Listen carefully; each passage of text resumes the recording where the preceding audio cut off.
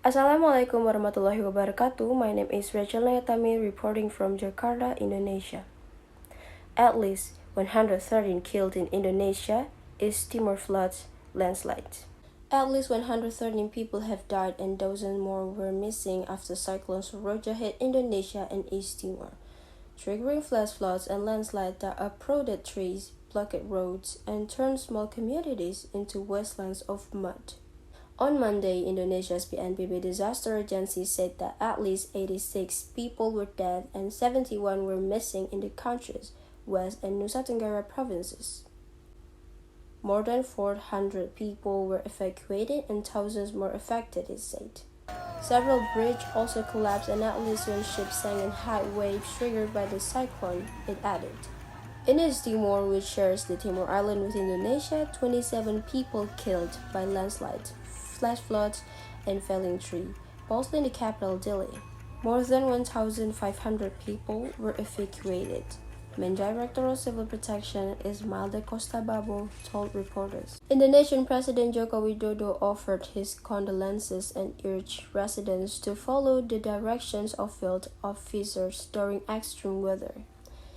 I have ordered for disaster relief efforts to be conducted quickly and well, he said in remarks streamed online. Across the region, scared residents have flocked to temporary shelters or taken refuge in what was left of their home. The Soroja cyclone hit the Cebu Sea, southeast of Timor Island, in the early hours of Monday, Indonesia's weather agency said. Within the next 24 hours, the cyclone's intensity could strengthen, bringing yet more rain, waves, and winds, although it was moving away from Indonesia, the agency said. Preparing disaster-resilient community in earthquake-prone Indonesia, 30th January 2022. A resident's house was seriously damaged after a magnitude 3.5 earthquake jolt Mandajaya village in Sukabumi district, West Java on January 21, 2022.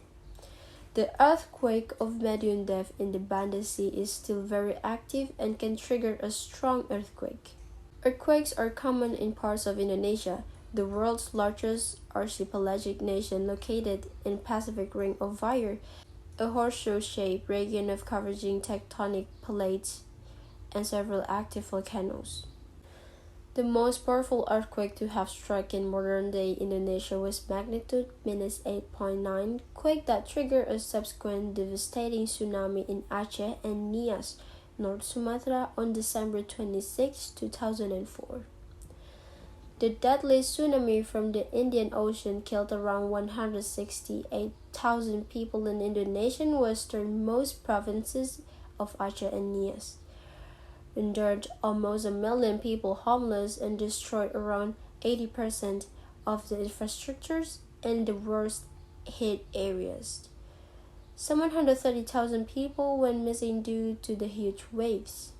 The last earthquakes included a strong 7.4 magnitude earthquake that hit southwest Maluku on December 30, 2021. Owing to the rock deformation during the subduction of tectonic plates and Hatchel called an interpolate earthquake. The earthquake of medium depth in Banda Sea is still very active and can trigger a strong earthquake. Daryono, coordinator for earthquake and tsunami mitigation at the Meteorology, Climatology, and Geophysics Agency (BMKG) state. By sharing experiences, the fears of people living in earthquake-prone areas in the southern Java region can be alleviated, he stated.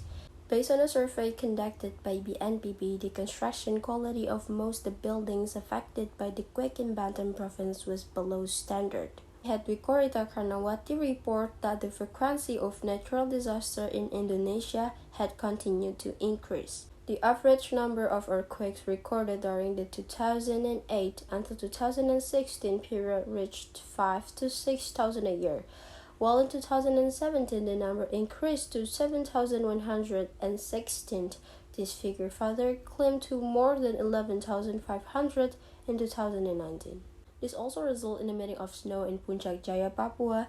Initially, the snow-covered area spanned around 2,000 square kilometers, though now only 2 kilometers or 1% is left. Another phenomenon has been emerged of the Suraja tropical cyclone that triggered flash floods and landslides in East Nusa Tenggara on April 2021, she noted. Precautionary measures must be taken in this condition through strong mitigation efforts by all parties and elements of society, including ulemas and religious leaders. Otherwise, the impact will be difficult to handle, she remarked. Hence, Karnawati has called on ulemas to play a bigger role in increasing the people's literacy regarding disaster prevention and mitigation, as almost all parts of Indonesia are disaster-prone areas. Natural disaster cannot be avoided, but we can try and prepare to reduce the risk, she remarked.